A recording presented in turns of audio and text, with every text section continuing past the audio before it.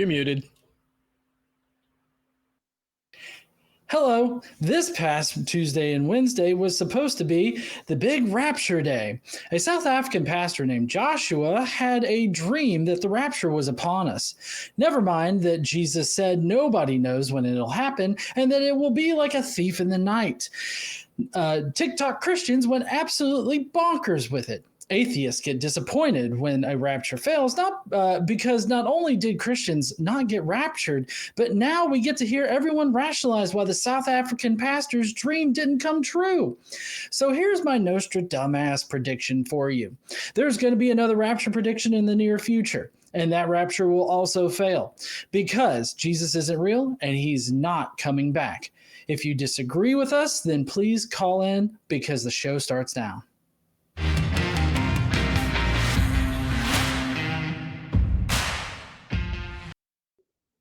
Yes. All right. What a wonderful time to be alive. I don't know if all of the Christians and believers are gone and we're just left here and we don't have to deal with them anymore, or the rapture just did not happen again. But we're going to crack into that today. So welcome, everyone. Today is September 28th, 2025. I am your host today, Jimmy Jr.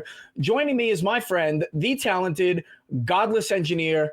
Godless, how the hell are you doing today? I'm doing pretty good. If I could just remember to unmute, that way I don't screw stuff up when it's my turn to do the monologue. Well, I thought that was one of the signs that we were looking for. So I thought the rapture was actually happening. It was just a little late. When Godless has no voice, I figure, hey, this must be the time. But, we're still here again. So good to be with you. Glad that you're joining me on this Sunday. Glad that all of our viewers out there, wherever you may be in the world, are joining us this Sunday. You could be in church, but you're not. You're here with us in our church. And this is where we go over what Talk Heathen is all about. We are a live call-in show, and we do have open lines, so get them in at 512-991-9242. or from your computer at tiny.cc/call-th. And on Talk Heathen, we are open to all of your questions regarding God, religion, secular humanism, atheistic morality, cosmology, philosophy, science, history, life, the universe. We always have a host that can talk to at least a few of those things, and I know that I've got one here with me today who is the big brain in the room. Remember, we are a production of the Atheist Community of Austin, a 501c3 nonprofit organization dedicated to the promotion of atheism, critical thinking, secular humanism, and the separation of religion and government. And today's a good day, because Talk Heathen is taking over AXP today. And we have kidnapped J-Mike, but we just want you to know that he is okay. He's okay, but he's just not going to be going on air until the Talk Heathen takeover is complete. So make sure that you not only watch this show today, but you tune into Atheist Experience this afternoon, and you can see some of the great Talk Heathen hosts doing their thing throughout the entire day. And on that note, don't forget to tune into the nonprofits Mondays, Wednesdays, Fridays at 7 p.m. Eastern, 6 p.m. Central. And then, of course, we've got Truth Wanted, which I was on last week with Dan. We had a really good show. Truth Wanted, Friday nights at 8 p.m. Eastern, 7 p.m. Central. And with that, we are going to start our show.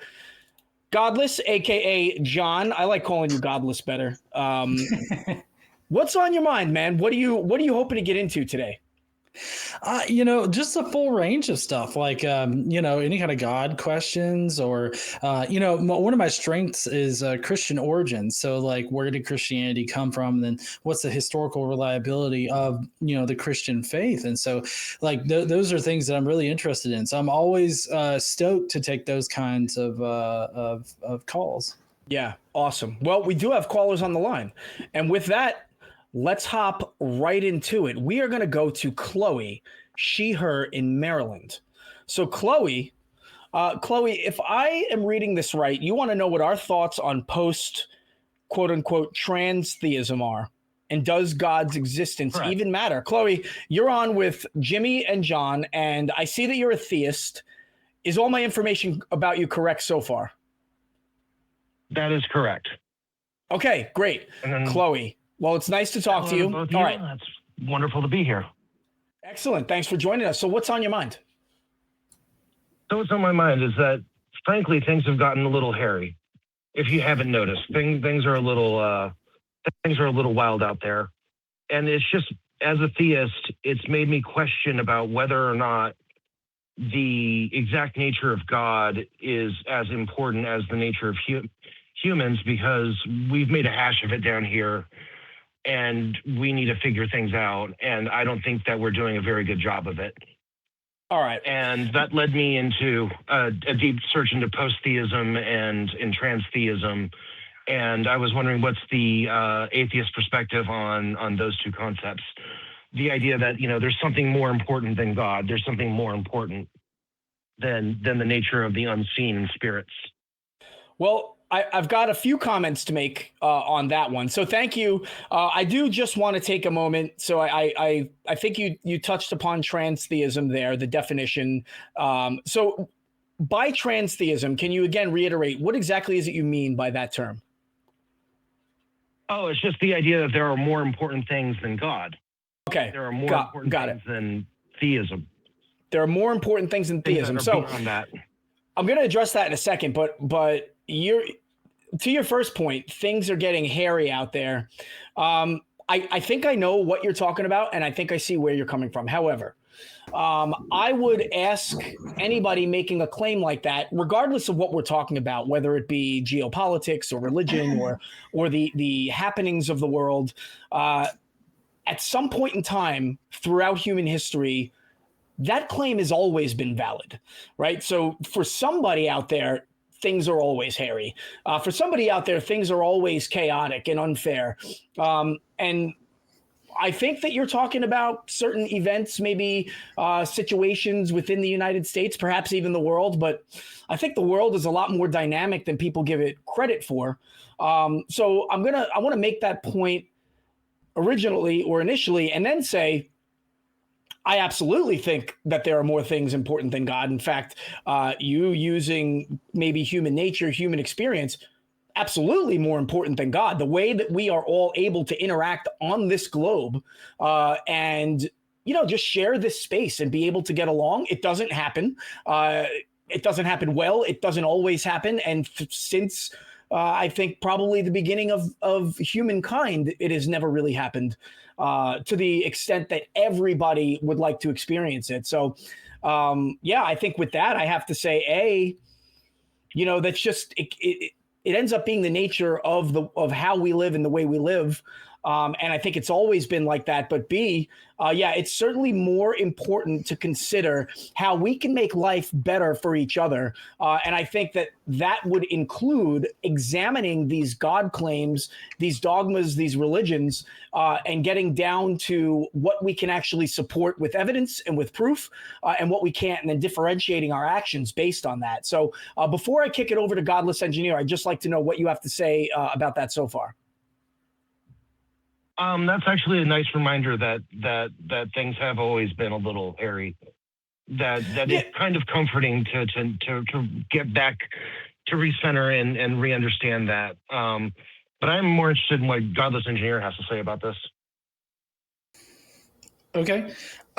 So for me, I think that beliefs drive actions. And if you have people that are believing in like divine command theory of God, or have these very magical beliefs in a deity that we don't know whether or not it exists. If you're talking about specific definitions of God, then they have very specific demands of people, which are not humanistic. And I think that the way forward for society is to be more humanistic in nature, which means that you have to shed those ideas of God and what God wants and needs. And I think that right now, what we're seeing a lot in the modern day is there's a lot of people out there that are primarily focused on what what they think God wants. And what they think God wants most of the time is going to align with what they personally want. And so they're just using this idea of God in order to sort of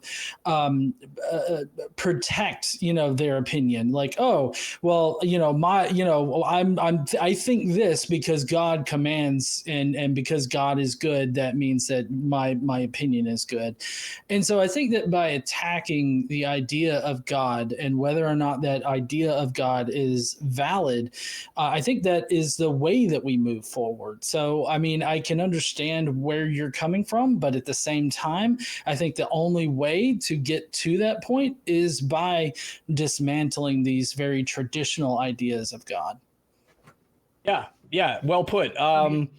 Chloe, what do you think about that? So a lot of that seems to be to dismantle like the authority structure that God gives you. So, whatever humanistic tendency is underlying that urge to say that I am right, it is bolstered by that God belief of God. I am right because God says so. And to tear down that authority structure seems to be very important from your perspective, because so much of it undergirds like a lot of what's been going on lately. I don't want you. So without an accurate approach. Well, Chloe, can I just ask for a little bit of clarification? And again, we don't want to get into politics per se. I mean, it'd be one thing to talk about like events worldwide or like a zeitgeist of a certain region and things like that. But I don't want to get into political parties and elections and elected officials or living politicians. So without trudging through that stuff, can we get an idea of what you mean by things being hairy? Yeah, we've got so like the issue with the rapture that was supposed to happen last week. We have a lot of people that were basically running on vibes and running off of this need for this thing to happen. Mm-hmm. And there's an underlying human need for that to happen. And where did that come from? Why are we like this? I don't understand it, and I'm trying to get a grip of it. Yeah, so I've got a few thoughts on that, and then I'll see what you have to say, and we'll follow this format. I'll kick it over to my guest today, but I think that there is a great deal of necessity in believing you have a connection in order to survive. So humans often say, or people often say, that human beings as a species are social animals, right? But it's not just like this need to be around other people, this need to interact that makes us social. It's our group where there's safety in numbers, and then that safety guarantees our survival. And we end up forming, tribes. And you have this very innate, very instinctive tribalist way that you live your life. And religion is just one of those ways that we create in groups. And so I think to maintain that in group, right? And I'm talking on a very basic level, as far as human sustenance is concerned, as far as survivability of the species or survivability as the group is concerned. To maintain that in group, you kind of adhere to certain codes, social norms. A lot of them can be rooted in religion. Now, there are other things that create in groups. There are political parties, I think, can be an example. I think different cultures have ways of applying themselves to a group, but religion certainly does that. And you have these dogmas that it's almost more destructive to the group to question the dogma than it is to just rationalize it out and keep it going. So, for example, for a rapture to not take place, let's rationalize that away instead of putting ourselves in a position to where our group loses its solidarity and our group kind of loses its legitimacy, right? A lot of good things are coming from this in-group, and we don't want it to dissolve. And so let's just kind of keep the mythology going. And I think that is how, again, on a very basic level, we start to see the development of dogmas and religions and how they are applied to society. Now, you started kind of down the path of people wanting to remain in power and things like that. And yes, power structures certainly thrive on religion, but it's not always about power, although it often is. And so I think in addressing your response to how does or your question to how do things like this come about, I would start there. And so what are your thoughts on that? Oh, it's absolutely vibes on some level. It is absolutely that what will get me going to the next day. And what I find interesting, though, in this particular case is that it happened on TikTok, where people are atomized and not necessarily in groups. We're not talking about like a Facebook group that was saying this. It was just individual people atomized into this behavior, into this way of thinking. So, like, what was going on there? I don't know, and I'm trying to make sense of it. Yeah, John, do you want to respond?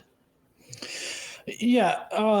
So for me, I feel like this is just a symptom of what it takes to believe in these theistic ideologies, and I think the fact that people are easily convinced into like rapture beliefs and everything, I think that is a symptom of a larger problem in that religion itself sort of trains people to accept these ridiculous claims without questioning. There's, if you look at the Bible starts off being very anti-intelligence, like anti-education. They don't want you asking questions. They don't want you knowing things that God knows. They want you to not, take of the tree of life or whatnot. They don't want you to be on the same level of God as far as like knowledge goes and all this other stuff. So it seems to me like if you create a population of people that you're constantly telling them not to question things, and you punish people that are part of that group for questioning things, then you're going to end up with people that just believe things because supposedly some guy had a dream about Jesus coming back soon. And so I think that still the way that we attack that is by dismantling the ideas that undergird it. And those ideas being fantastical and magical, I think are the source of the problem, which makes me kind of curious personally as to why you still consider yourself a theist. Like what convinces you to still believe in a God, because that kind of belief is the exact same kind of belief that we're talking about with the rapture stuff. I mean, I guess I simply am always confused by theists and why they continue to believe in their particular deities. Yeah, excellent segue. And that brings me to where I'd like to go next. Chloe, I'll give you an opportunity to reflect on what Godless Engineer just asked you or just talked about, but then please take us into your walk through your belief, because I get the sense that maybe you're questioning your beliefs, and I'd like to know where you're coming from. Yeah. My walk with theism basically started with trying to understand why do these stories, because I'm Norse pagan, I'm not Christian.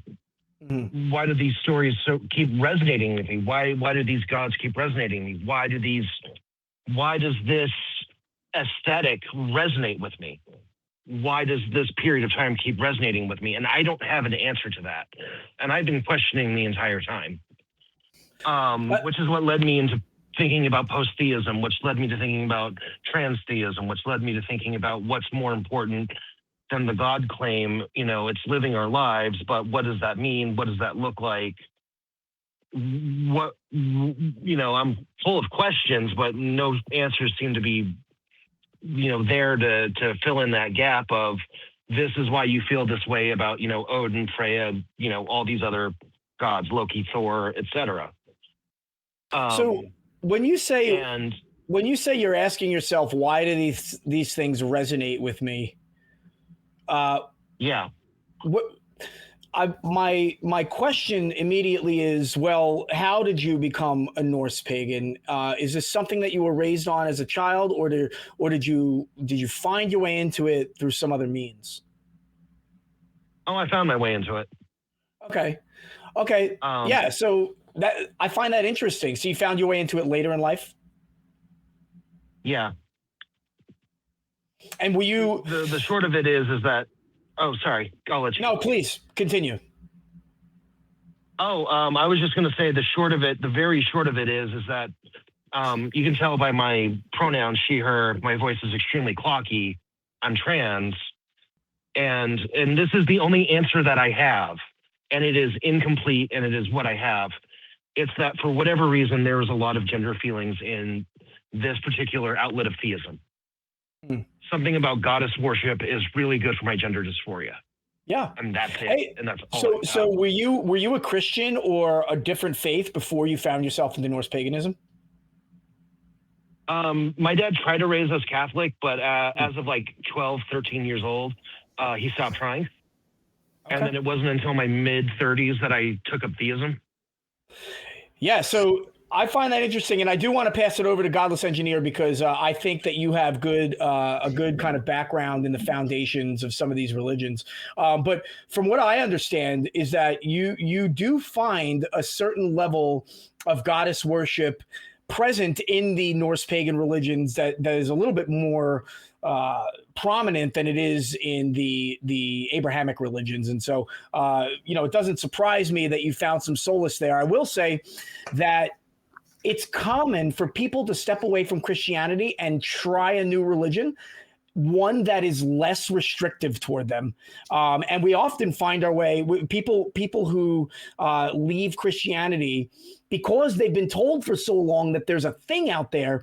They just start looking for a new thing instead of saying, is there even a thing? And that's how, when I was in college, I decided, hey, I think Taoism is really, something that I believe in, and it's actually not Christianity. And then we've got other hosts that work with the atheist community of Austin, and just people in general who typically find their way into like an Eastern religion, Buddhism, Hinduism, on their road to deconstruction. So I think that, despite maybe the questions, maybe the chaos even that you might be experiencing with your beliefs, you're among friends and you're in good company. And I think that your path is not all that different. So I would like to kick it over to Godless and see what he's got to say. Yeah, I guess I'm just trying to think about the conversation in total here because, Chloe, I feel like you called in initially being confused about why people would, believe in this rapture thing, and it seems to just all be vibes. But then when you describe why you're a Norse pagan, it seems like it's the exact same reason. Not to downplay the reason why you're Norse pagan or anything like that, or what that does for your dysphoria or whatnot. I'm not trying to downplay that, but I'm just wondering if maybe you can give some clarification as to what differentiates your reason for believing in the Norse gods versus the people that are believing in the rapture. Because to me, it seems like it's the exact same reason. And that's actually why I'm calling, because I'm trying to understand that. Because I don't understand what the difference is. And that gives me a lot of pause as to why I'm doing what I'm doing. And it leads me to, continually deconstruct and look at what's going on all over and wondering, am I any better than anyone else? So you were actually quite spot on with that this is entirely about vibes. But if this is about vibes, then a lot of people are being very irresponsible with their vibes and how it, manifests in their actions in the real world. Well, so let me ask you this. Do you believe in anything else purely based on vibes? Well, I'm a huge fan of the Baltimore Ravens based on vibes. I mean, okay. And Andrew Mark Henry did a great video on the nature of fandom and how it intersects with religion. So like that is one of those things that has me continually questioning, like, why? And like, I don't think I'm ever going to get to a real actual answer. I just want to feel like I'm getting a little closer.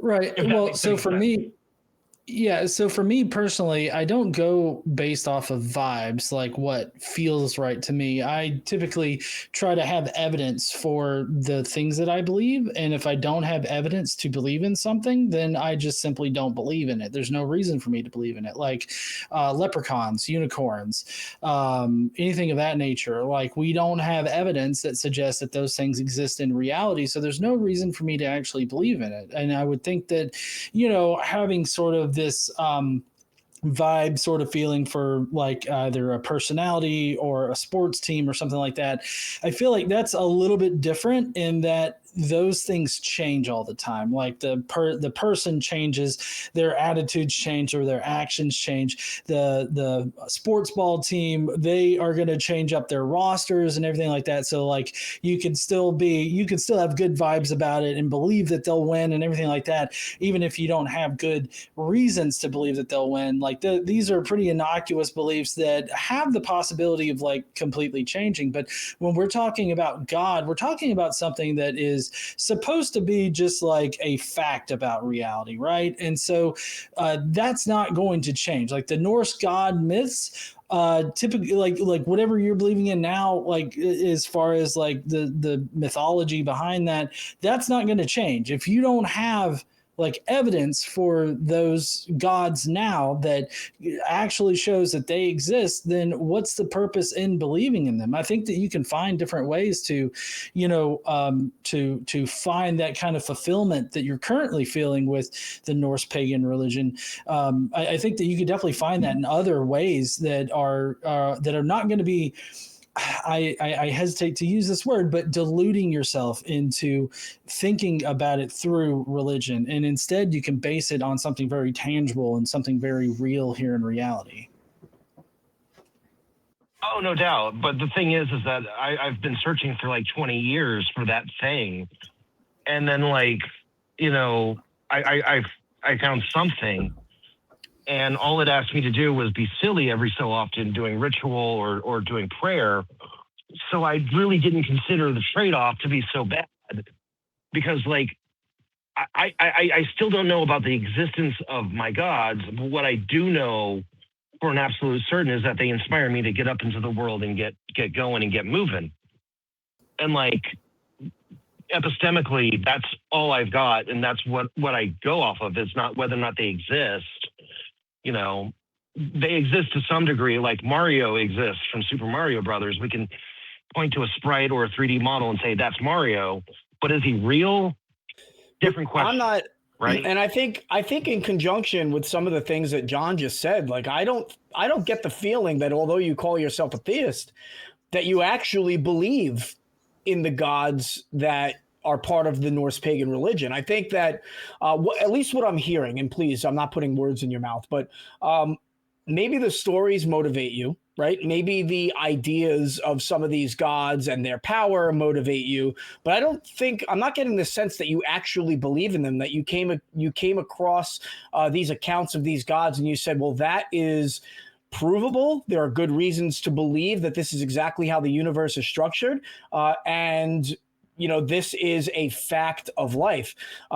I think that when you were being raised as a Catholic and your father was trying to raise you as a Catholic, definitely was in implementing the idea that God is a fact of life. But then you moved on and you had a little bit more autonomy and you could make decisions about how you live your own life. And perhaps this Norse pagan affiliation is not all that different from the way that you see the Baltimore Ravens, because there is an in-group that you can be a part of. You can relate and socialize with people who follow Norse pagan traditions, even if the only purpose is to be silly, or even if the only purpose is to say, yeah, we're all from Baltimore. There are social constructs there that are very important to people and give them a feeling of legitimacy that I think that maybe you have found. But I'm not getting the sense that you think this is a legitimate fact, to John's point. And so that to answer your question is what I think makes you different, because you say, well, I've got my own religion. I'm not a Christian, and I'm not claiming that the rapture is an event that we should all take seriously, but I do have my own stuff. And what makes me any different? Well, the thing that makes you different is that you admittedly call it silly, and that you're just kind of there along for the ride. So I would posit that on you, and ask you where you stand there. Oh, that's an absolutely valid point. The point I would say about whether or not I actually believe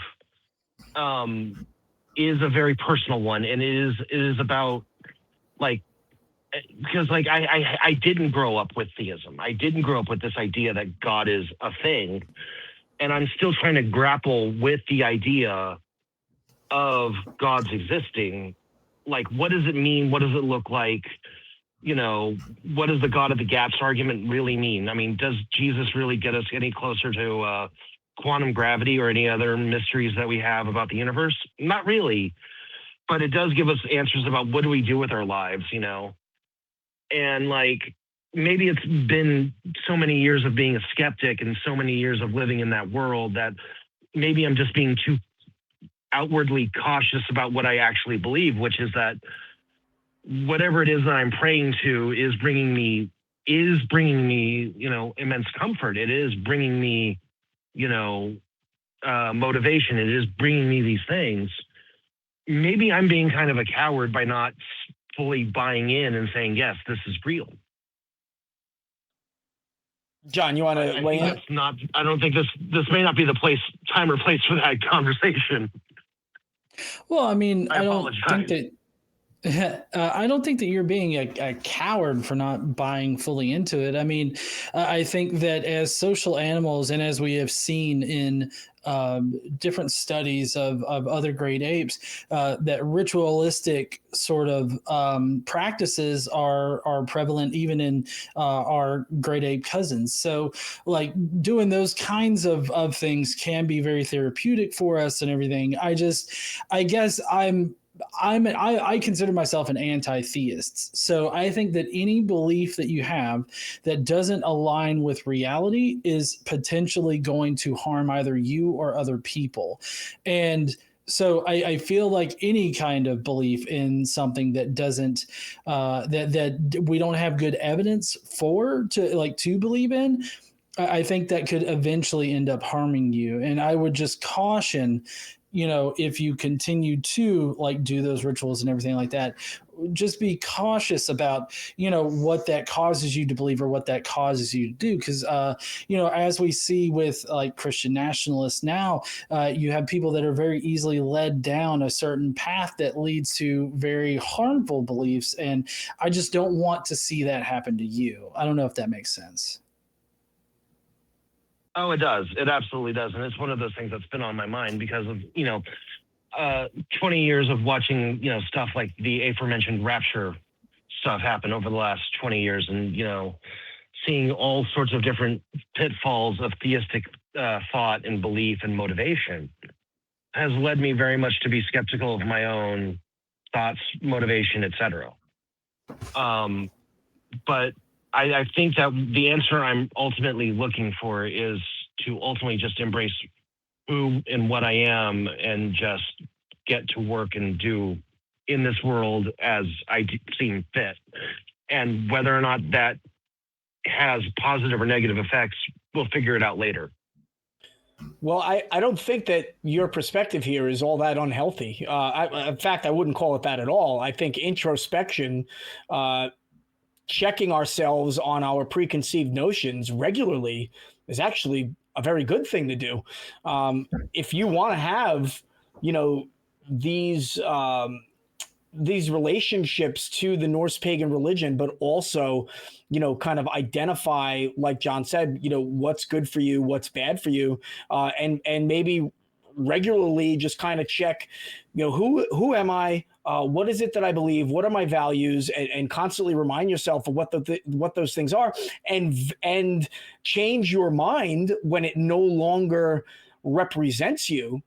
I don't think that there's anything wrong with that. I don't think you should be stressed out about that at all. In fact, I think you're on a path to being kind of very happy with who you are. And I hope that that's what you're getting. I'm going to make a little joke here, but I like to go to Renaissance fairs. I do the whole dress up and drink the ale and eat the turkey legs, but I don't really think that we should all be, serfs on a fiefdom. And I don't praise a king, I mean, these things are kind of fun. They're social.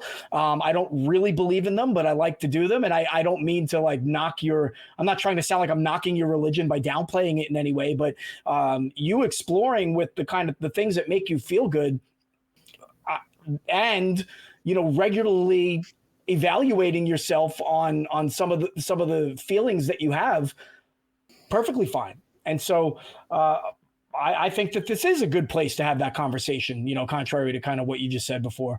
And I'm glad that you keep questioning things. So what are your thoughts there? That's actually a huge relief, because you can tell yourself this is healthy so many times, but my therapist says that we are actually owed a shred, if not a lot, of external validation to our thoughts and to our claims.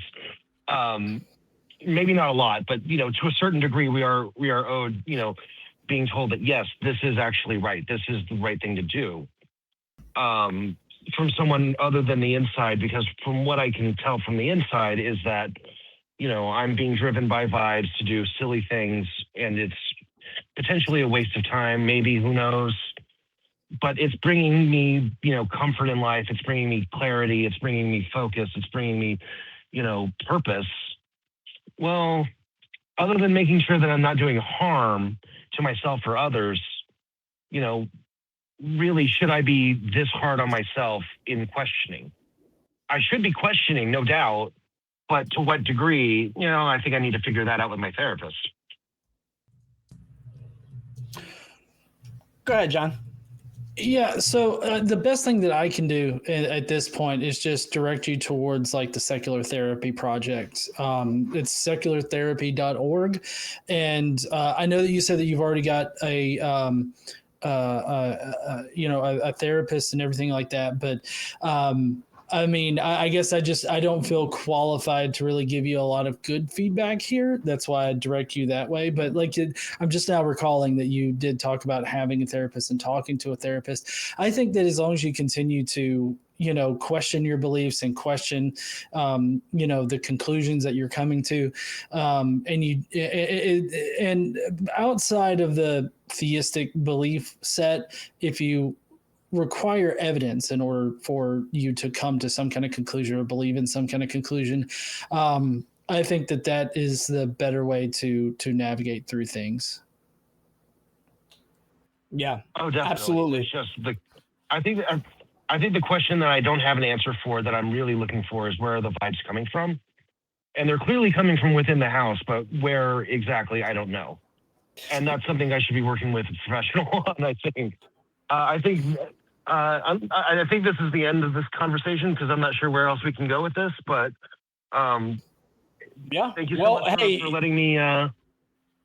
I think it's the vibes. If they're being translated as you being comfortable and you feeling good, perfectly fine, perfectly normal, and probably I wish more people had those vibes. But as we end this call, I just want to remind you, the greatest minds out there are constantly asking people to tear down their preconceived notions. Scientists, scholars, they put out work, they do experiments. Myself, I was a military intelligence analyst for a while, and I would have to come up with kind of these courses of action and then find ways to tear them down. And it's a good thing to get to the truth. So I think that you're doing great. I'm happy that you're talking to somebody. Nothing wrong with that. In fact,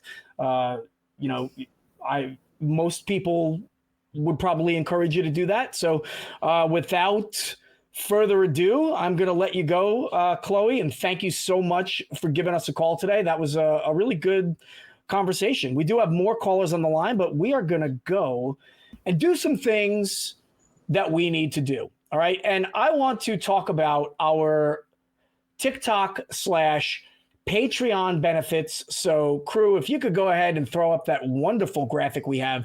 I want to remind everybody that Talk Heathen is live on TikTok Tuesday and Thursday evenings. So you should definitely go check us out. Tuesdays at 3 p.m. Central, where Richard Gilliver, our wonderful producer, takes to the airways and has conversation with people. And then I, for the most part, will be there on Thursday nights at 8 p.m. Central, 8 p.m. Eastern, so 7 p.m. Central. And if you can't make it, the recordings are available on Patreon. So follow us on Patreon, get over there, check out Talk Heathen, subscribe, share, and join the Talk Heathen community. And with that, we want to go to the people that make this all possible. And so I want to pull up the crew cam. Folks, you need to take a look at all these wonderful individuals, right? Check out the crew making it happen today. We got call screeners, we got audio, video people making it work. And I want to talk about somebody special today, and that is our good friend Eli.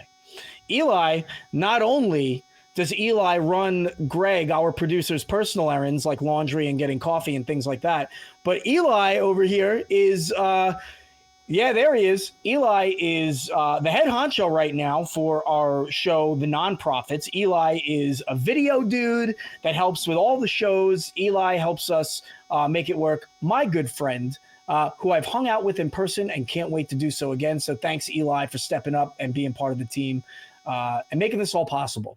And with that, we're going to jump into another call. We have got Anton from West Virginia. And Anton has a question about Christianity. Hi. Was it copied from Mithraism? Ooh, good one. Anton, go ahead. What's your question? Hi, I'm an atheist because I figured out by a study that Christianity was borrowed heavily from older religions, starting with Mithraism and a lot of the other ones. But believer told me that there was new evidence that it was the reverse way, that Mithraism actually copied from Christianity. Which one is the truth? Which one copied from the other one? So I know, hold on, John, I know that you can speak to this. So before you do, I would like to give my understanding and then have John tear it down for me. So this is the way I understand it, okay? That Mithraism was one of those religions that did, in fact, and I say fact because that's the way I understand it. I'm going to have John come up and give his expertise. But the way I understand it is Mithraism was born out of an older religion called Zoroastrianism. And around this time, while many religions did have an afterlife, all of these afterlives, let's say in the Greek religion or some of the Mesopotamian religions, these afterlives were rather uneventful, okay? Sometimes it was just where everybody went and it was like a dark place where nothing really happened. Other times it was a mirror of society. So if you were of high status and high influence, then you maintain that in the afterlife. And the same thing if you were poor and unimportant. But Mithraism, the way I understand it, was something that offered a salvation, but only to a certain select group of people: soldiers, gladiators. Those were the kind of people who were slaves, people that were going to die early or die, a short life and not have a very good life, found salvation through Mithraism. And so that's what I understand. And then Christianity, in its nascency, borrowed some concepts, but was able to spread those concepts not just to soldiers and gladiators and slaves, but to everyone. And that is where I leave you. John, please tell me how I did. Not too bad, I guess. But okay. So the key thing to understand here is that it's not copying.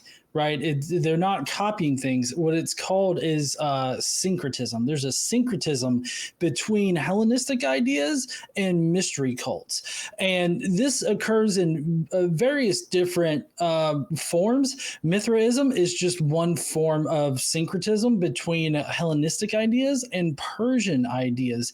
And then you've got like the mysteries of Addis and Cybele. That was a syncretism between Hellenistic and Anatolian ideas. The mystery mysteries of Isis and Osiris was a syncretization between Egyptian and Hellenistic ideas. Then Christianity comes along, and it's a syncretism between Hellenistic ideas and Jewish ideas. And so the reason why you might be seeing connections between like Mithraism and all these other mystery cults that were going around at the time is because they were based on the same kind of skeletal structure that mystery cults are based on.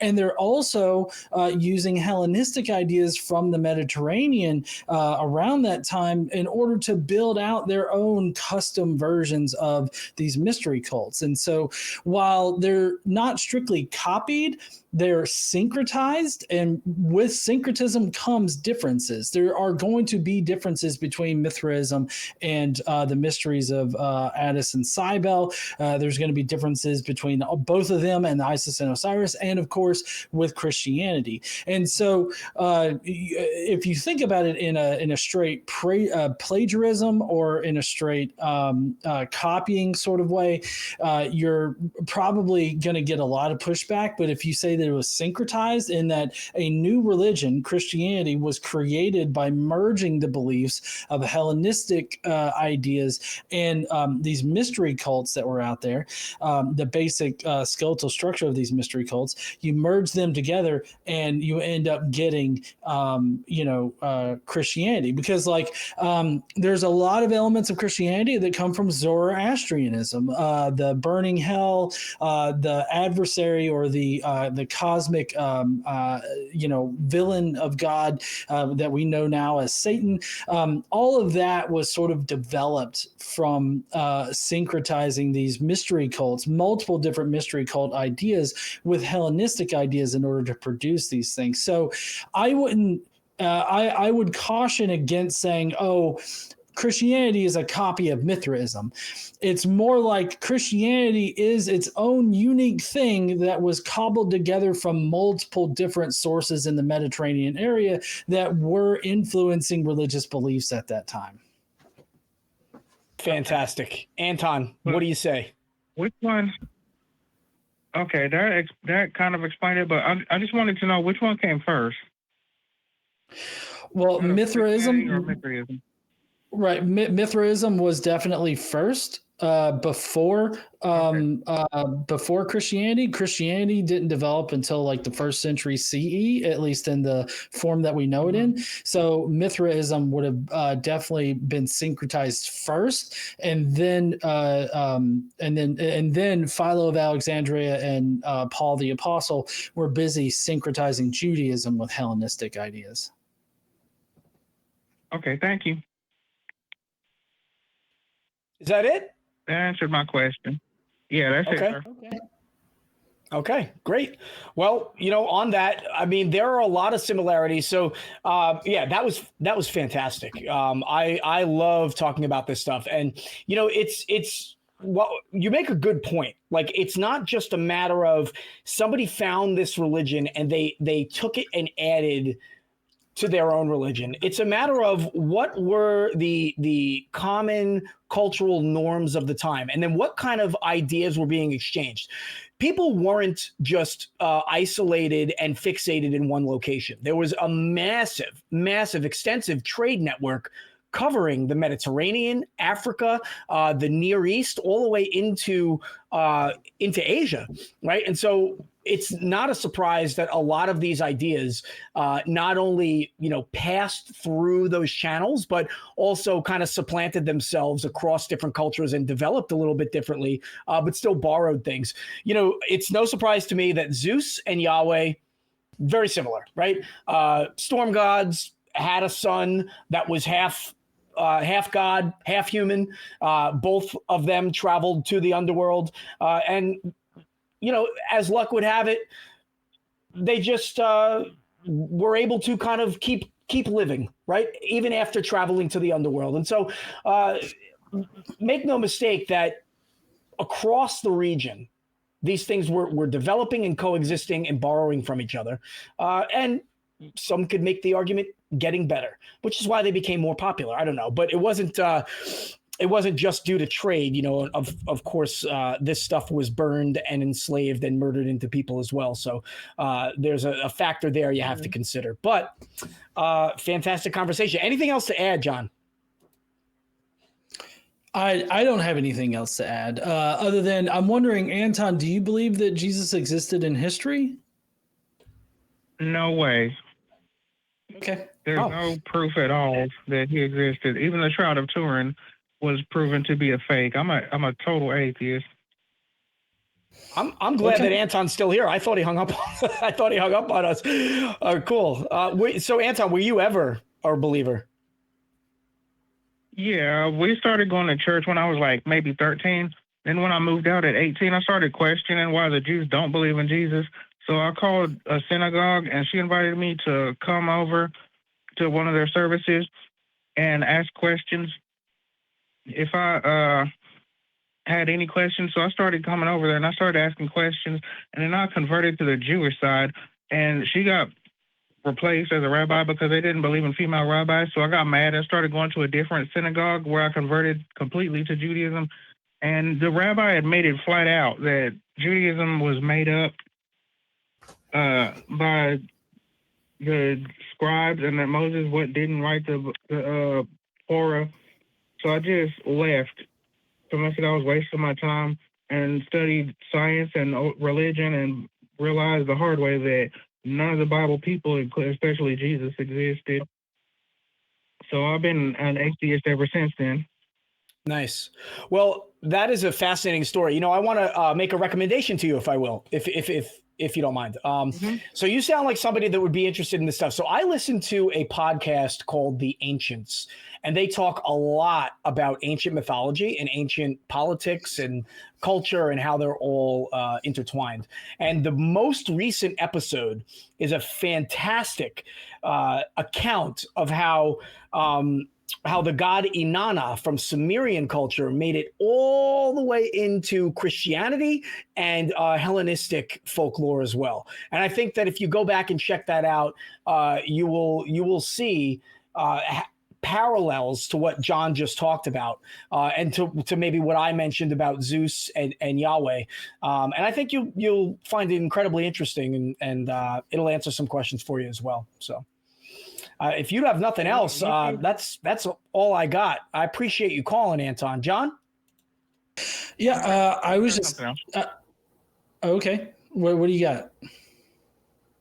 Is it on YouTube, The Ancients? Because I'm looking it up. I can't find it. No, wherever you get your podcasts, you might find it. I find it's a helpful resource to just kind of, stay consistent on some of these mythologies and concepts, because if you don't practice it every day, it's easy to forget. Pardon me? Final thing. I get my podcast on StreamYard. But anyway, final thing. Is it true that there's evidence that we're living in a simulation? Elon Musk said that we might be. I'm a fan of his.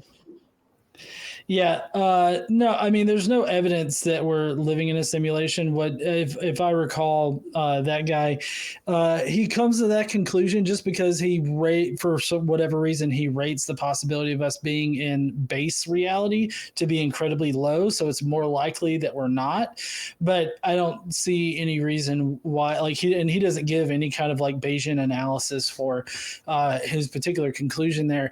But as far as whether or not we're in a simulation, this kind of touches on hard solipsism, and I don't see the benefit in discussing hard solipsism when we're talking about this, because regardless of whether or not we're in a simulation, we're all faced with this reality that is constructed in a certain way, that we all interact with in a certain way, and we're bound by the laws that we have been able to discern about this reality. So whether or not we're a simulation, I don't think that really matters, because it's ultimately not going to change our investigation of our reality.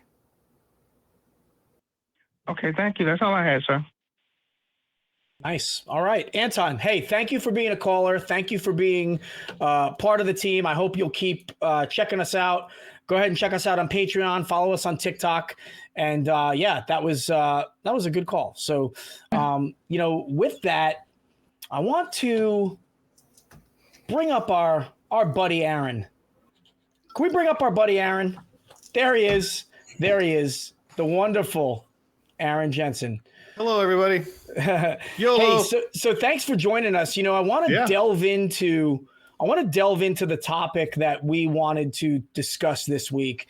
Actually, John, it's cool that you're here this week and you were here last week, because this week's topic is kind of related, and it was essentially born out of the I think topic that you and Christy were talking about last week. But you talk about the nature of Jesus, the level of mythology versus reality that can be applied to him, and then you get into the basis for Christianity in a sense. Or the thing that makes it unique, this rapture. And so I kind of wanted to talk about that. John, can you give us a rundown of how people should, generically speaking, like what's the best way, what's the easiest way to understand the rapture? Well, so the rapture, I guess the easiest way, are you talking about like what happens in the rapture or the theology surrounding the rapture? Because like, what happens in the rapture? Well, supposedly everybody's going to disappear and basically float up into heaven. They're going to get called home by God, and everybody's going to get taken up into heaven. And that's the point when this heaven and earth are going to pass away, and God's going to recreate everything in a new heaven and earth. That's what Jesus actually talks about in, I believe it's Matthew, somewhere in there, when he talks about how not a jot or tittle of the Old Testament law is going to go away until this heaven and earth pass away. He's talking about this end time stuff, this apocalyptic sort of view of things. And essentially that's like Judgment Day, right? From the Terminator series. It's essentially Judgment Day, where everybody's going to get judged and are going to get led into heaven. There's multiple different ideas around this. Like some people think that everybody that has died, since Jesus came, are sort of stuck in this purgatory, or stuck waiting outside of the pearly gates, waiting for Judgment Day. And others think that Judgment Day just happens whenever you die. And so there's a lot of different theologies surrounding it. But I think the most important thing as far as the rapture goes is that when Jesus was talking in the Gospels, and what Paul understood specifically was that the rapture was to happen within their lifetime. Yes. So within their lifetime, it was supposed to happen. And that's the original context of it. So I actually want to come back to that. And that was the thing. I tell you, when I was a young history major in college, and I took the Bible literature course, and I came across that, it blew my mind, and thus began my deconstruction. Or I should say it kind of started before that, but once I heard that and other things like that, like, hey, did you know that it wasn't actually Satan in the Garden of Eden? My mind was blown, right? I want to come back to that because I want to skip to Aaron, who has a very interesting story of his own. But Aaron, your experience with understanding the rapture is not like other Christians, is it? And so can you give us a little bit of your background and tell us what was different between the way that you were brought up in your religion versus what typical other Christians might understand the rapture to be?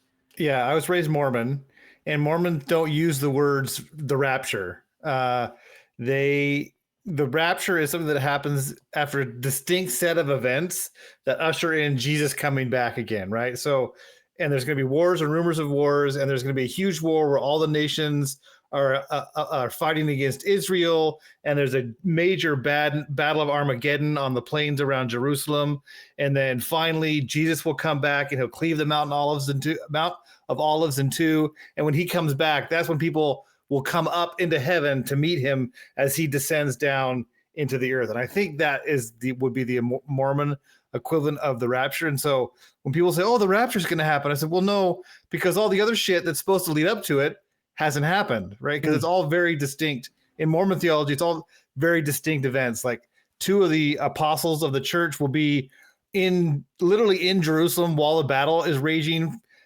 preaching the gospel and fighting against and doing miracles, and they'll be killed in the streets, and they'll be laying dead in the streets for 3 days. And that's when Jesus will also come back. So yeah, it's a little more involved in Mormon theology and tied to very specific events that lead up to it. Yeah, and that also, requires some dissection when you talk to members of different Christian cults, because they or maybe not just a cult, but different Christians in general. And you often say, well, there's 40,000 different Christian religions, and there's 3 million Christians, so there's 3 different versions of God, right? And 3 different understandings of 3 million different understandings of Christianity. But some people say that those things are happening right now. Others say they're not.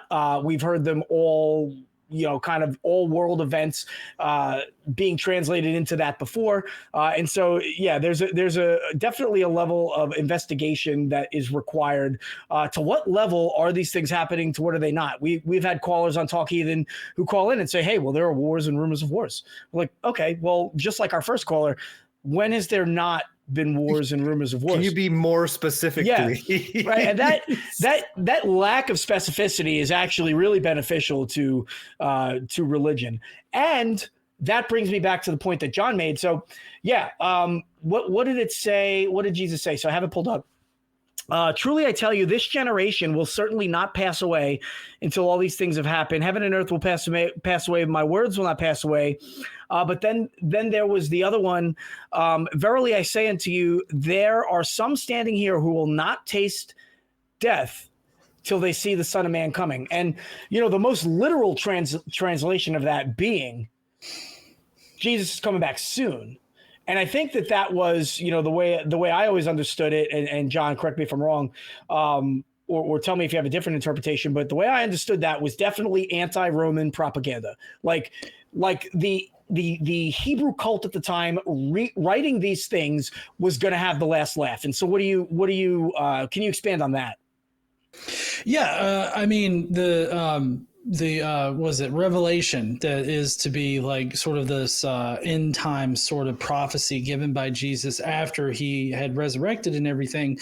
I mean, that was definitely anti-Roman stuff, and it was definitely directed at a particular point in time. And I want to say that it was directed around the events, concerning Nero. I want to say it's been a while since I've looked at the Revelation stuff, but it was definitely anti-Roman sort of propaganda that was supposed to, coincide with what the Jews had always been taught by God or by their scriptures about the salvation of people. Because obviously when Jesus came and he eventually died on the cross and everything like that was a type of salvation that was provided. But the Jews and the Jewish Christians at the time were really looking for a more permanent salvation in the here and now. And so that's why you've got the Apostle Paul and you've got the Gospels that are treating this as if, it's going to happen soon because, that's what Jesus said would happen, or that this is what is the traditional teaching of the Jewish people when the Messiah comes back to provide the salvation and God decides to save the remnant, right, of the Jewish people. That's just what's going to happen. Like it's kind of like the final, salvation that's to be given. And so that's why you have all these things leading up to it. And then of course you've got all of the sort of justifying of why things haven't happened yet, or you've got people playing with numbers in the Bible in order to figure out when these things are supposed to happen. Because this is not obviously the first time it was supposedly supposed to be the rapture. There was a great disappointment in like 1844 or something like that. And then you just got one failure after another. And I think even like the Mormons, I want to say, have had, end time sort of predictions, as well as like Jehovah's Witnesses have in the past. And so it's just like everybody's trying with buckshot in order to figure out when it's going to happen, because they can't just accept the fact that God says you won't know the day or the time it's going to come like a thief in the night, and it's just going to take you by surprise. I do have an interesting rapture story, though, that I've told elsewhere. But basically, when I was a kid, I remember one morning, it was a Saturday morning or something like that. I turned on the TV and I had been watching like TNT the night before. I don't know if anybody remembers that channel, but I turned on TNT. Redemption channel, right? Yeah, it's also known as the Shawshank Redemption channel. Yeah. Yeah. And the Law and Order channel. I had it on that channel when I went to sleep the night before. Turned it on the next morning, and Left Behind was on. But it was Left Behind right at the point where they're doing all the newscasts where like everybody has disappeared. So me not having watched any news whatsoever because I'm a teenager, I'm like, oh shit, did the rapture happen? I go around the house. I'm trying to look for everybody. Nobody's home because it's just me. And so I'm like, oh shit, it happened. Oh my And God. like I come back and I look at the TV and it's like, you know, of course, Kirk Cameron comes up there. I'm like, oh, it was just a movie. Okay, You got it. War of the Worlds, man. Yeah, I know.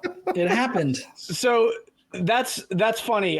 So two things on that. One, in 1996, right before. We have a call coming up, by the way. So we are gonna, caller, if you can hear us, we're gonna get to you in a second. But we gotta close this out here. So in 1996, when what's that movie? Independence Day was coming out. Right, it was a big deal. Big deal. Like this was going to be a blockbuster, which it was. But before it was actually released, our local news channel did like this fake story about how aliens were invading. So they set it up like a real news story, and they showed a picture of a UFO over New York City, a clip from the movie, and over the White House, and it was nighttime, and my dad turned on the TV and he called my brother and I, and he goes, "Come in here, look at this," and he tricked us big time, but we were scared shit. And then this general gets on like the podium, and it says the Pentagon, and he starts briefing, and it was the actor that played the general. And my mom comes in and goes, "Wait a minute, isn't that guy an actor?" And then they showed the clip. They showed the clip of the UFO blowing up the White House, and my dad was laughing, and I was like, "You son of a gun!" But I was scared shit. But so I do want to close this out, but I want to get to Aaron real quick. Aaron, so on that note, you know, John brings up, you know, different kind of interpretations, predictions that the Mormons or other sects might have. And in your experience growing up as a Mormon, you know, what can you speak to on maybe some of these predictions or some of the requirements that you had to adhere to, maybe in order to be one of the saved? How were you as a Mormon different or better off than the other sects that surrounded you? I don't think that the Mormons, I didn't really get a sense of doom and gloom and like you're going to go to hell and you're going to suffer. Mormons don't really believe in a hell like that. You know, and the second coming, I never heard any of the church leaders ever give a date on, oh, he's coming back on this date. They were always very careful to just make it general. You would read prophecies from some of the earlier prophets in the church about, oh yeah, Jesus isn't going to come back until New York burns to the ground and Boston floods and other just stuff like that. Stuff that's going to happen probably could happen randomly anyway, right? Yeah, vague, right? Allows them to weasel their way out of an explanation. You know, what was crazy about the Mormon churches, they also have these things called patriarchal blessings. So every geographic region of the church is broken down into stakes, and each stake has like 10 congregations. Well, each stake has what's called a patriarch.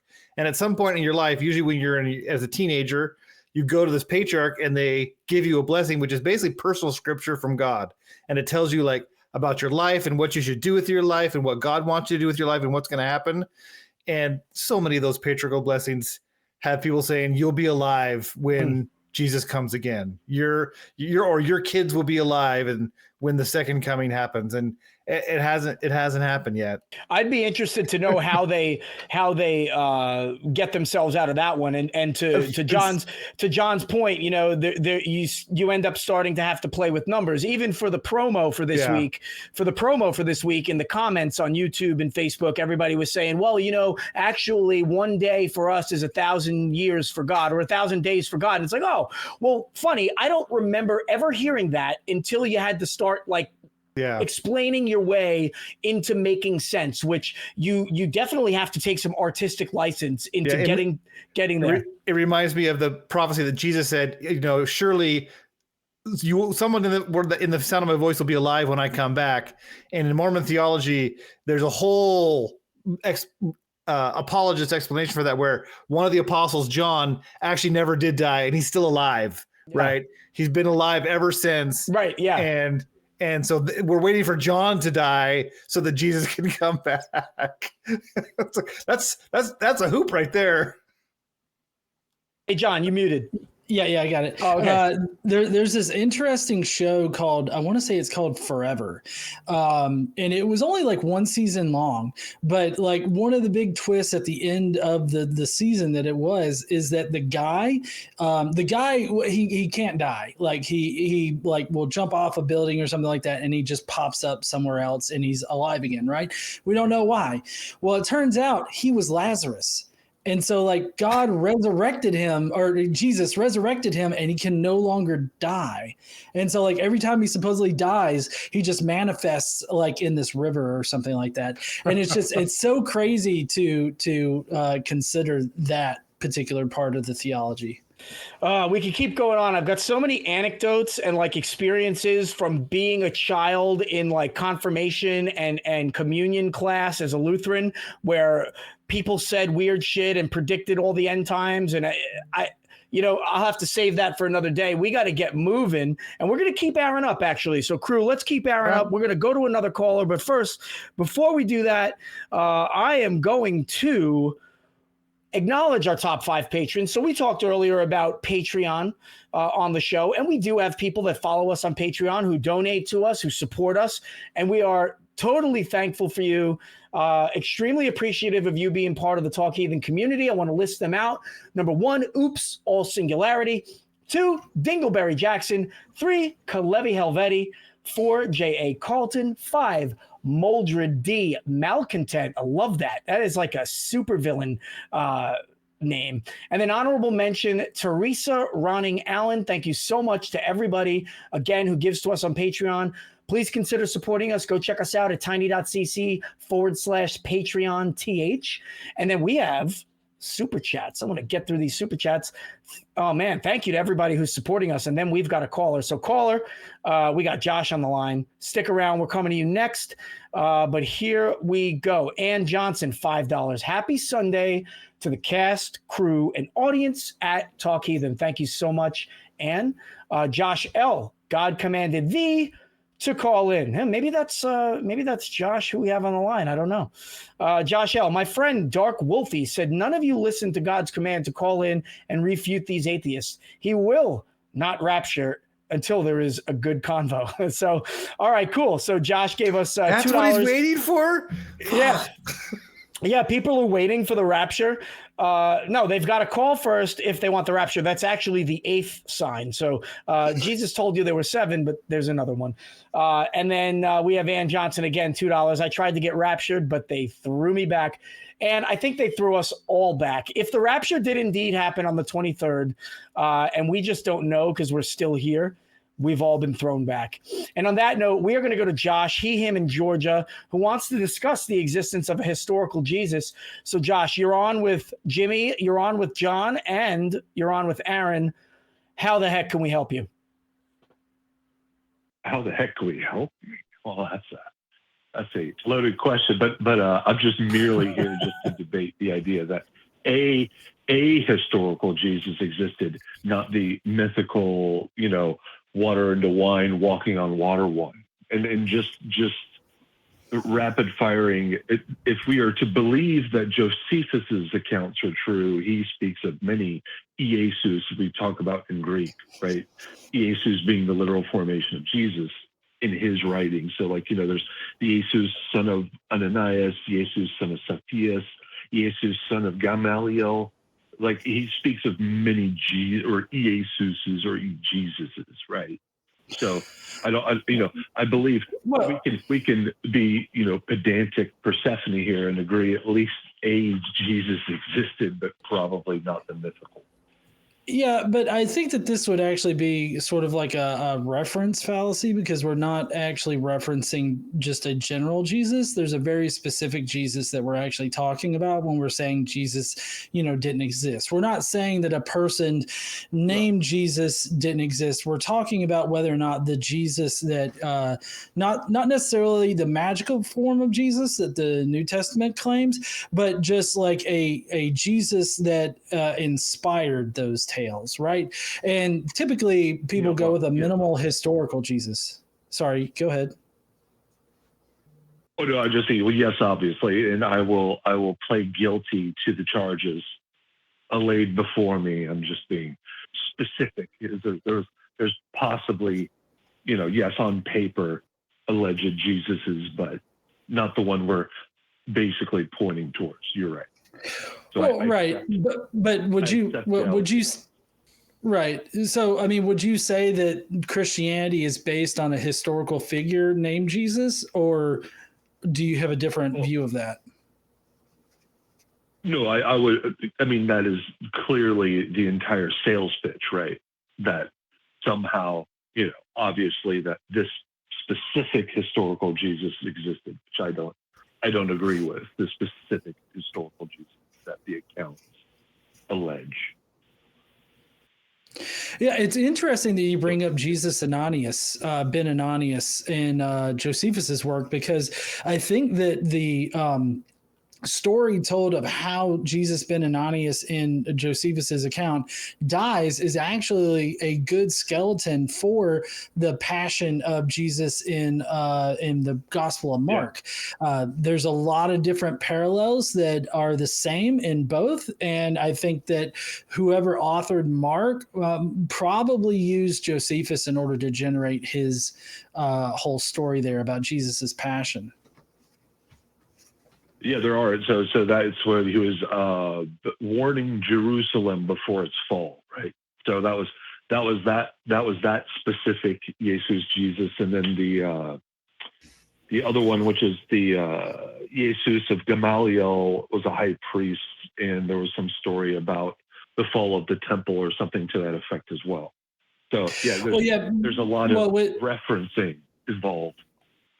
Right, but also with the Jesus Ben Ananias story, there's also the fact that the Romans are the ones that killed Jesus Ben Ananias in his attack when he was attacking or whatnot. Right. And I think that was probably like the seed thing that had the Gospels actually having the Romans crucify Jesus instead of having the Jews do it, because that's one of the things that's kind of weird in the story of Jesus as presented in the Gospels, is that Jesus makes all these allusions to the Jews being his downfall and how the Jews have turned away from God and the Jews are not choosing God and all this other stuff. And he even in some of the later Gospels, Jesus actually presents a parable of the is like a grape, I want to say grape farmer. That's not what they're called. I can't remember what they're called right now, but it's a story of like a parable of like this guy who, has these people taking care of his grape orchard or whatever, grape fields, and they don't take care of them, and they actually send people away. They totally reject the owner of it and what he wants and everything. And then finally the grape orchard fields father, Vineyard. Thank you, vineyard. Yes. The vineyard owner sends his son to go and deal with it, and they actually kill his son. And so, this is Jesus trying to explain how the Jews are going to be the ones to ultimately kill Jesus, but then you've got the Romans that kill Jesus at the hands of the Jews. But I think the reason why that they have the Romans kill Jesus is probably because of something to do with that Jesus Ben Ananias story. Yeah, I would agree with the reference or engagement, quote unquote, of that story as an additional lore in the text for the Christo Jesus idea. So feel free to send me below to all the watchers. So Josh, is your claim that the fact that there are multiple accounts of someone named Jesus cancels out an actual historical Jesus for the foundation of Christianity? I would say for now we have no direct, because the other problem is that there's also questions about the legitimacy of Josephus's writings and other writings like Tacitus, etc. So I would say there's no external evidence that would still prove that. To me, it puts you in a good reason for belief. Personally, it's still just the internal circles of the Aramaic and what was later written Greek portions of the Bible. There's no real true firsthand or even secondhand external accounts. So I would still be in the camp of, I don't believe a historical Jesus of Nazareth that is touted to be the Son of God exists.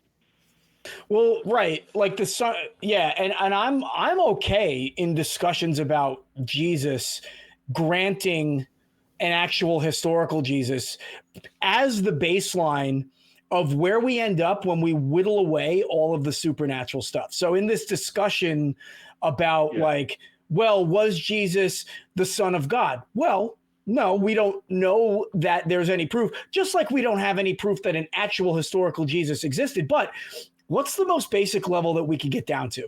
The only thing that I could reasonably grant somebody is that a human being with the name Jesus, who was 100% human, who was murdered maybe, that is probably the furthest I can go. And then what? So what? You know, now you've got the burden of proof on your side. But you know, I'm always pretty comfortable because we can't, in the same way that we don't have any proof that historical Jesus lived. We don't have any proof that he didn't. And again, it's not on the person not making the claim to have to prove it. But then again, we can still have that conversation as if that person did. And we don't have to kind of presuppose the non-existence for that conversation to continue. So I'm always comfortable. And, you know, I'm not arguing with you in a sense. I'm always comfortable granting a theist a human Jesus and then saying, okay, now convince me. Yeah. So I never really had a problem with that. Yeah, and in most discussions, I'm willing to grant that as well. It doesn't give him divinity or, you know, magic. That's where the more expansive goalposts would need to reach. Right, and the thing that I like about that actually is in reading the Gospels, as you continue on from start to finish, or from the one that came first to the one that came last, Jesus gets more supernatural, doesn't he? It's almost like, hey, the first story's not working. We gotta add some stuff, and we gotta make him sound a little bit more powerful. And by the time you get to John, you know, at least in the Gospels that the church was willing to keep, right? Let's not forget, Christians that are watching, that your forefathers got together and said, no, this stuff doesn't really suit our messaging, so we're just going to kind of cast it aside. In the ones that you end up with, even there are contradictions, there are dichotomies, and the only thing that you can kind of whittle it down to is, all right, we've got this person. But as you move on from Mark, Matthew, Luke, and of course, it's not the order that they're placed in, but you know, the order that they were written. As you move on, it just keeps getting, you know, the story keeps getting. It's like a game of telephone. You know, it just keeps getting more expansive and including more things. And by the time you get to the end, you end up with this deity that's all powerful, that is kind of not like what you started with. So I always found that fascinating, and I actually like giving the historical human Jesus so that we can have that conversation. Aaron, if I wanted to kick it over to you, you know, in your experience as a Mormon, how would this stuff have sat with you and in your congregation while you were a believer? Well, I mean, of course, Jesus was a historical person, obviously, right? But there was no, I think Mormons are probably in the same camp as other Christians. The Bible is accepted as true. All the words in the Bible are accepted as true, even despite all the contradictions and the differences between the Gospels and things like that. So they're in the camp of most Christianity on what legs they stand on. But what's interesting is there's a really great book called Lost Christianities that I would encourage people to read by Bart Ehrman. It's fascinating on all the different versions of Christianity that actually existed in the first century. And it's my understanding the first mentions of Jesus actually written down were Paul's letters. Were there previous mentions of Jesus, or is Paul the first? Yeah. So Paul was the first. Paul's letters are the first, and this is like 20 years, I think, after Jesus supposedly died, is when we get the first written account of Jesus. I mean, think about if somebody today started writing. Was it not 40? Was it a little bit later than 20? Was it 40? I thought it was like 50 AD or something. Yeah, it was. So Paul was writing around 50, 55 is when he was starting. And then the Gospels weren't written until the 70s. Yeah. Interesting point, though, with Paul being the first one to mention a Jesus. Do you know that he doesn't actually mention anybody that knew Jesus while he walked around on earth? I'm not surprised. He only mentions Revelation and Scripture as where he gets his information from. And so our first instance of this Jesus character being mentioned in history comes from somebody that painstakingly makes the point to remove himself from any human source or any historical source, and instead places all of his knowledge on hallucinations and reading the Scriptures. I actually study the actual historical record that we have. Oh man, it just seems real iffy. You know, that's like when somebody writing some nonfiction today about somebody that lived 20 years ago, but there's no record of it between now and 20 years ago. I mean, today that would be really hard with the internet and all the records that we keep nowadays. But that's essentially what happened. And then other people kind of took it upon themselves to tell different stories. And I like what you're saying, Jimmy, about the different gospels. Why have a new gospel if you don't have something new to say, right? It's kind of like some people aren't going to like this analogy, but it's kind of like sequels in movies, right? Every movie has to do something more and has to ratchet up the tension and has to increase, the powers. It's like kind of the Rambo. It's like Rambo 2 and Rambo 3. The first Rambo, he's just out in the woods, trying to stay safe. But in Rambo 3, now he's taking down helicopters, right? Yeah. Like you got to up the ante. And I think that's the same thing with the Gospels is they had to slowly up the ante. Else, why would they have something to say? Josh, where do you stand on that? Go ahead and weigh in. Well, I typically find it very interesting that, even in our conversation, you probably could not reference something I said 5 minutes ago in its exact entirety.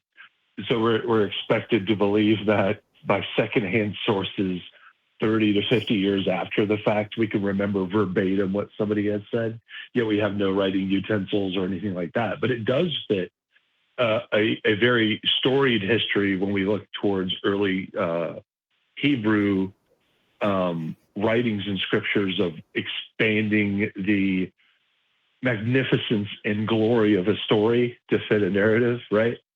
So that's where, I completely agree. Of course, it will continuously expand on itself.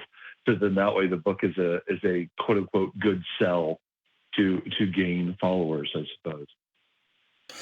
Well, and I'll tell you the Christian apologetic against that is that the Christians at that time, they were well-trained Jews, and they had this one particular tradition where they were really good at remembering oral traditions to the point where they could repeat them verbatim and write them down later. But I contest that in that there's no actual indication of that tradition being employed when Paul was writing or when the Gospels were being written. And also that inserting that information into Paul's writings or the Gospels is not all that compelling, considering that when we look at other historical sources for like other historical people, you actually have like a historical basis, like in evidence for them, as opposed to the Jesus figure of Paul, who all we have are already written scriptures that they're reinterpreting to find new information about the Messiah, and then Paul's hallucinations about said Savior. Well, that sounds like a marvelous note to end on. Yeah, in my view, it's like, what has better explanatory power? What has better explanatory power? There is a deity that loves us all and wants us to know him and have a personal relationship with him. And so he gave us these vague scriptures that aren't specific, that contradict each other, or these are all stories that we make up as humans to try and understand the world. I mean, which has better explanatory power? I know which side I lean on. Yep. Hey, Josh, wonderful call. Thank you so much for giving us a call. Hey, Josh, are you the same Josh that gave us super chats? Yes, I am. All right. Thank you very much. Thank you, sir. I really appreciate that. But Josh, keep tuning in. keep watching our show. Very good discussion. I hope the viewers get a lot out of that, but we are going to get moving. So I hope you have a fine Sunday, and the rest of us are going to go and enjoy our Sunday. So, gentlemen, I had a really good time with both of you today. I had a lot of this was a great conversation, great show. John, thank you for expanding, my knowledge of ancient culture and of ancient Christian doctrine. Aaron, thank you very much for bringing your perspective and your experience from the cult that you grew up in, and for joining us on that last call. That was wonderful. And so, folks, I just want to remind you, you can follow us on TikTok. You can watch us live Tuesdays at 3 p.m. Central and Thursdays at 7 p.m. Central. And you can also access that content on Patreon. So go follow us on Patreon. Don't forget to tune in to the Atheist Experience today at 4:30 p.m. Central, where the Talk Heathen hosts are taking over, and J. Mike was kidnapped and kind of not coming back until you tune into our show and tell us how great we are. So send us some super chats, continue to like and subscribe and share our channels, and keep tuning in. This is the part. Today it's the Talk Heathen Experience. That's right. Hey, not a bad title. Not a bad title. And gentlemen, this is the part where we give our love rings out. I'm sending my love rings out to my lovely wife. We are going to be celebrating our 5-year anniversary very soon. Who do you guys want to send out love rings to? I want to send out love rings to all of the Christians that didn't get raptured and are now, suffering the consequences of their giving attitudes because they were going to get raptured. I feel really bad for them. So much love to them in this time of need. Much love, Christians. Aaron, who are you going out to? I know this is kind of cheesy, but I'm going to send it out to all of humanity. We're all brothers and sisters. Yeah. We're all here trying to make a living. We're all here trying to survive. Let's talk. Let's have conversations. Let's admit when things are made up and move on from there. Yeah, absolutely. And remember, if you don't believe, well, this is your community. We appreciate you being here. But if you do believe, we don't hate you. We are just not convinced.